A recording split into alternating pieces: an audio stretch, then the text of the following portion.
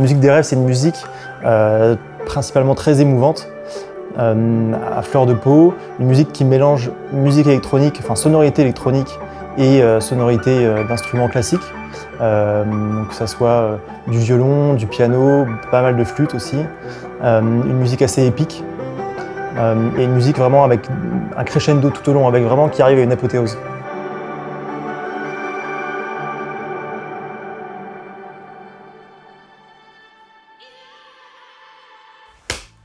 Un peu plus fort, allez. Allez. Allez, soyons fous, incroyable.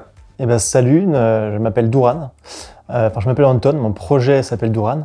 Donc je fais un mélange de musique électronique et de musique orchestrale. Donc avec Douran, je sors des morceaux, je fais des concerts et je compose aussi pour l'image. Donc je fais aussi des musiques pour les pubs, les films, documentaires, etc. J'ai commencé la musique quand j'avais 12 ans par la guitare et j'ai tout de suite eu l'envie de composer en fait. J'ai jamais eu trop l'envie de reprendre des morceaux, tu vois, de gens déjà connus. J'ai fait un petit peu de Led Zeppelin ça, quand j'étais plus jeune. Et puis rapidement j'ai eu envie de composer, donc j'ai monté un premier groupe avec mes meilleurs amis, un groupe de rock. Et puis j'ai découvert la musique électronique. Une musique qui m'a beaucoup touché aussi, vachement par le live. Et donc j'ai un peu bifurqué petit à petit vers la musique électronique. Et le côté orchestral, ça vient de ma passion pour la musique de film. Et donc j'ai voulu assez rapidement mélanger ces deux univers pour faire la musique que je fais actuellement. Alors la première BO qui m'a vraiment marqué, c'est celle de Seigneur des Anneaux, comme plein de gens, qui est un de mes films préférés, film d'enfance. Après, il y a eu, comme beaucoup de gens aussi, celle de Hans Zimmer, Interstellar, qui m'a particulièrement marqué. Je me rappelle quand je l'avais vu au cinéma, j'étais assez proche dans une grande salle.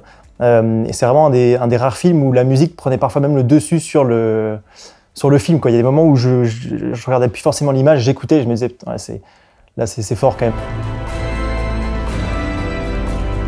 Après, les musiques de Johan Johansson aussi, compositeur qui est décédé malheureusement, mais qui travaillait beaucoup avec Denise Villeneuve.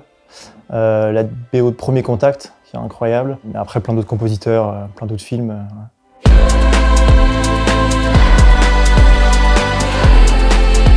On a vu mon petit tiny home studio à la taille des appartements de Paris. C'est mon home studio, donc c'est là où je fais la majorité du début de mes morceaux. En tout cas, après parfois je vais en studio d'enregistrement pour enregistrer des instruments. Mais en tout cas, c'est là que je fais toute la base de mes morceaux.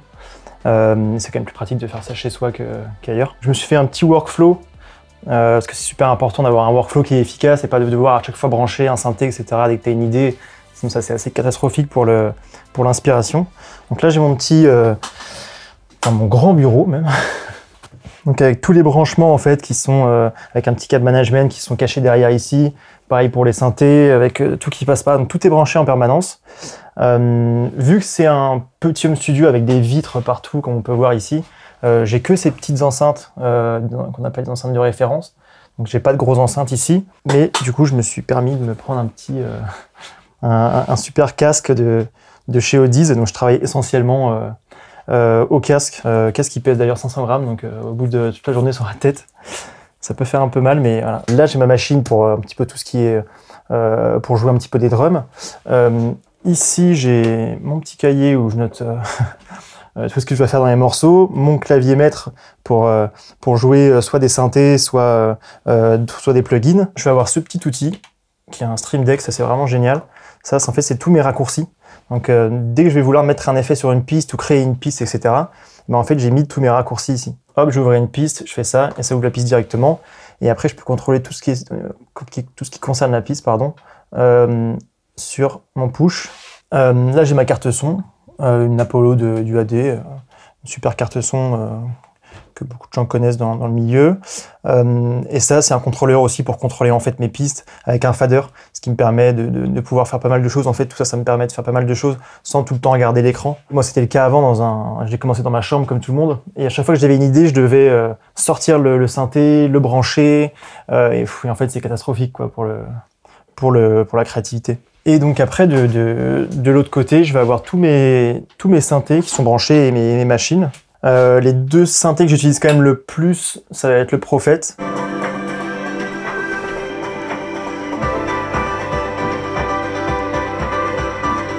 et le Performer Vermona. Je l'ai depuis à peu près 1 an, mais lui, il est vraiment incroyable parce qu'en fait, c'est 4 synthés en un.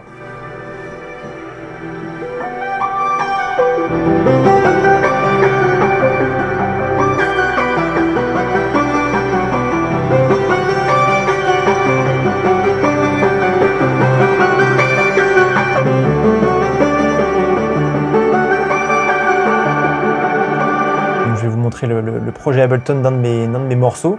Donc là, c'est le projet Ableton de Final Wave. Donc c'est un des morceaux que j'ai sorti sur mon dernier EP qui est sorti sur Cirque Records. Donc à quoi ça ressemble une session Ableton? Donc c'est en 2 parties. Donc ça, c'est la partie où on va créer ce qu'on appelle des clips en fait, dans lesquels on met des mélodies.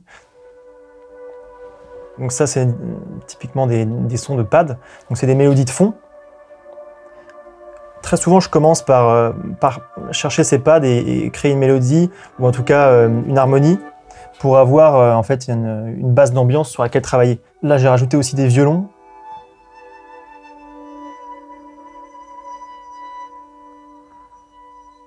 Et une fois qu'on a construit tout son morceau comme ça petit à petit, avec les basses, avec la partie orchestrale, avec les leads, pour lesquels j'utilise très souvent mes synthés qui sont derrière, et parfois aussi des plugins, ça dépend de la couleur que je recherche. Une fois qu'on a fait toute cette structure, donc là c'est quand même la plus grosse partie du travail, parce qu'il faut créer aussi toutes les batteries, tout ce qu'il y a dans les morceaux, c'est moi qui les crée, qui les compose. Donc il y a pas mal de boulot de recherche de son, de recherche d'ambiance, de mélodie, d'orchestration, etc. Et une fois qu'on a fait tout ce travail, on va pouvoir aller sur cette partie en fait d'Ableton, qui est là où on va créer la structure du morceau.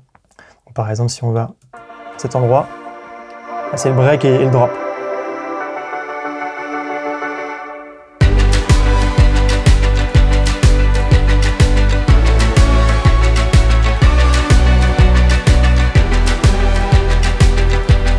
Ce qui est compliqué dans l'industrie, c'est que tout est régi beaucoup par Spotify.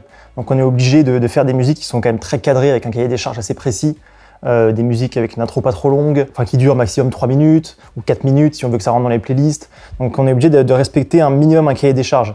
On peut moins le respecter quand on est plus connu, parce qu'on a déjà toute une fanbase et beaucoup d'écoute, et donc on peut faire des morceaux de 7-8 minutes si on a envie. Mais au début, on est quand même assez restreint.